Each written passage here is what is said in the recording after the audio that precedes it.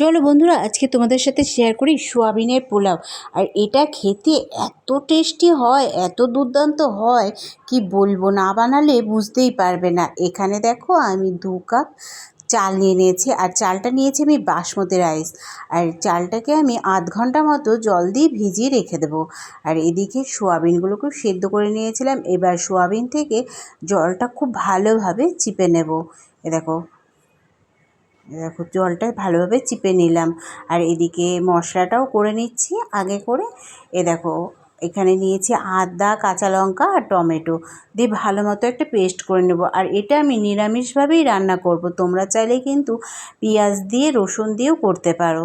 এবার গ্যাসে কড়াই বসিয়ে তাতে তেল গরম করে সামান্য লবণ দিয়ে কেটে রাখা আলুগুলো দিয়ে ভেজে নেব। আর আলু এখানে না দিলেও চলে, কিন্তু আমার আবার আলু ছাড়া চলে না, তাই আমি এখানে আলু দিয়েছি। আর আলুগুলোকে দেখো আমি 50% মতো ভেজে নেব। দেখো আলুগুলো লাল লাল করে ভেজে তুলে নিলে আলু কিন্তু ভালোভাবে সেদ্ধ হয়ে যাবে, 50% মতো রান্না হয়ে যাবে আলু।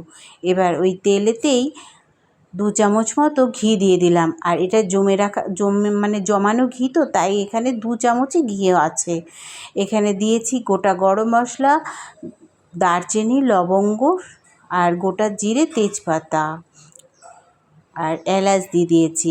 এবার আমি বেটে রাখা মশলা দিয়েছি, কিন্তু আমি ক্যামেরা বন্ধ হয়ে যাওয়ার কারণে দেখাতে পারিনি। এবার গুঁড়ো মশলা দিয়ে খুব ভালো করে কষিয়ে নিলাম। আর গুঁড়ো মশলার মধ্যে ছিল জিরের গুঁড়ো, ধনের গুঁড়ো, কাশ্মীরি লঙ্কার গুঁড়ো, স্বাদ মতো লবণ, আর দিয়েছি হলুদ গুঁড়ো। দিয়ে খুব ভালো করে মশলাটা কষিয়ে নিয়ে ভেজে রাখা আলু আর সোয়াবিন দিয়ে খুব ভালো করে কষিয়ে নেব। আর কষানো থেকে যতক্ষণ না তেল ছেড়ে আসছে ততক্ষণ কিন্তু কষিয়ে নেব। দেখো তেল ছেড়ে এসছে।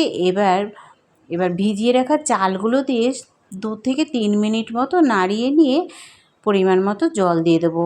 ওই জল বলতে তোমার 2 কাপ চাল দিয়েছি, 4 কাপ জল দিতে হবে।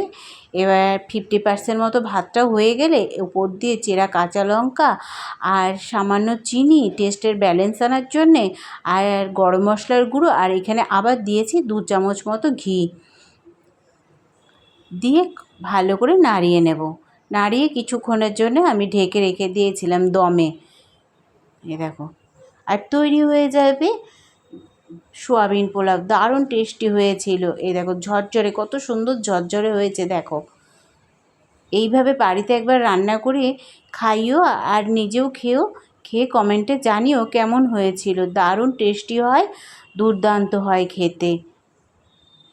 আর ভিডিও ভালো লাগলে চ্যানেলটিকে সাবস্ক্রাইব করে দিও, লাইক কমেন্ট করতে ভুলো না। আবার পরের ভিডিও নিয়ে দেখা হচ্ছে তোমাদের সাথে।